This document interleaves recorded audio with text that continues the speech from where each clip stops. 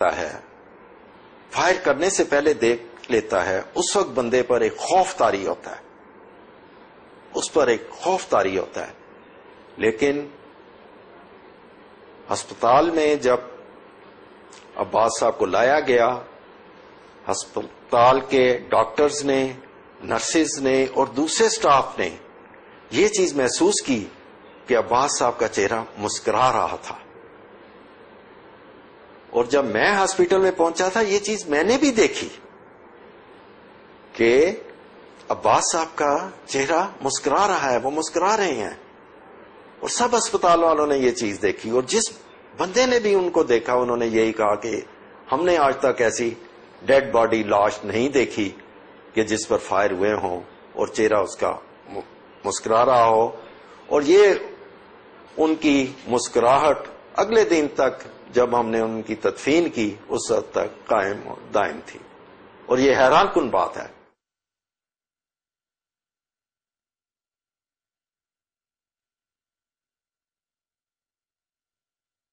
میرے چچا عبدالرشید صاحب، ان کے بیٹے خالد رشید صاحب، اور ان کے ساتھ ہی ایک اور احمدی دوست کام کرتے تھے. تو خالد صاحب کا تقریباً معمول تھا کہ وہ اس احمدی دوست کو اس کے گھر چھوڑنے چلے جایا کرتے تھے. 24 جون 2009 کو خالد رشید صاحب اپنے ساتھی جو ان کے ساتھ کام کرتے تھے ظفر احمد، ان کو ان کے گھر چھوڑنے گئے ہیں. انہوں نے ان کو گھر چھوڑا ہے، کھانا بھی ان کے گھر ہی کھایا ہے. تو ابھی واپس آنے کے لیے ان کے گھر سے نکلے ہی ہیں، اپنی گاڑی میں بیٹھے ہیں. ابھی گاڑی میں بیٹھے ہی تھے کہ پہلے سے ہی جن لوگوں نے ٹارگٹ کیا ہوا تھا انہوں نے ان پر 2 فائر کیے اور یہ وہیں گر گئے. اس کے فوراً بعد ہی جو ان کے ساتھی ظفر احمد صاحب جن کا گھر تھا وہ بھی وہیں تھے، ان پر بھی انہوں نے فائر کیے اور وہ بھی وہیں گر گئے. تو ان دونوں کو بھی جب ہسپتال پہنچایا گیا، لوگوں نے پہنچایا، تو یہ ہسپتال پہنچنے سے پہلے پیارے ہو چکے تھے.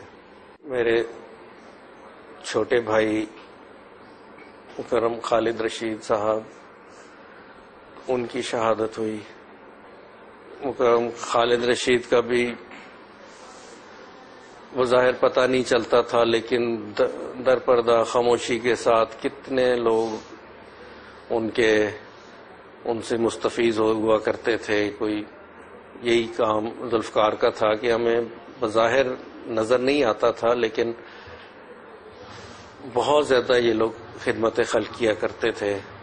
کبھی کوئی سوالی کو واپس جاتے میں نے تو نہیں دیکھا کہ ان 3 بندوں کے پاس کوئی آیا ہو اور روپے کا یا ہزاروں کا مطالبہ کچھ کیا ہو، کوئی اپنی مجبوری.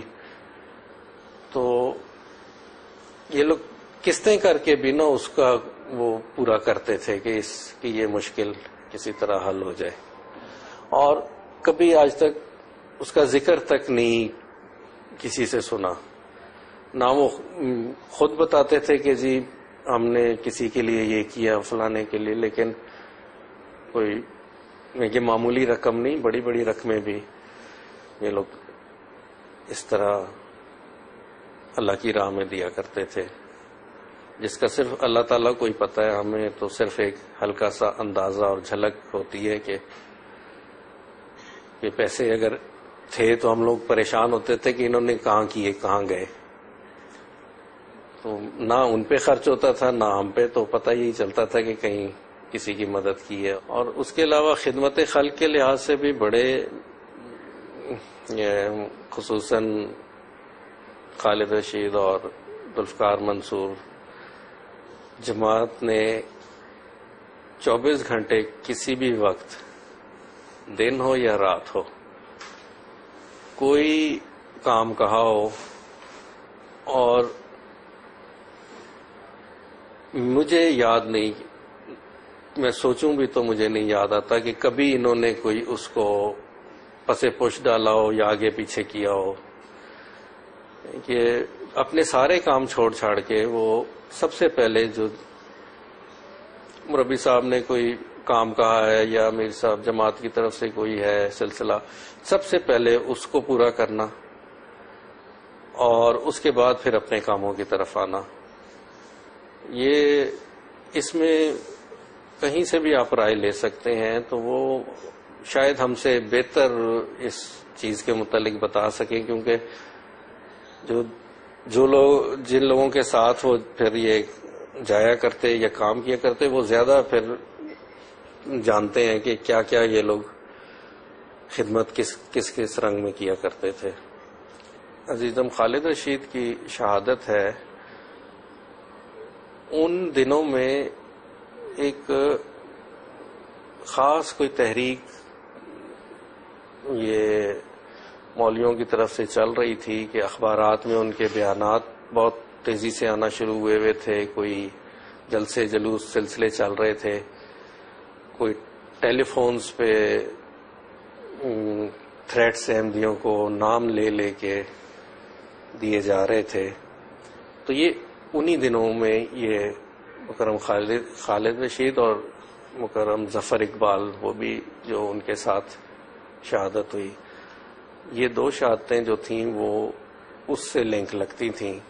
کیونکہ بعد میں بھی جب اخبارات میں مولویوں کی طرف سے بھی ایک بیان چھپا، کیونکہ خالد کے بہت حلقہ احباب بہت وسیع تھا، تو نماز جنازہ میں شرکت غیر جماعت بھی کافی تھے، تو مولویوں کی طرف سے بیان چھپا کہ جن لوگوں نے ایک حال ہی میں جو قادیانی مرا ہے اس کے جنازے میں شرکت کی ہے، تو وہ ان کا نکاح منسوخ ہو گئے اور دار اسلام سے خارج ہو.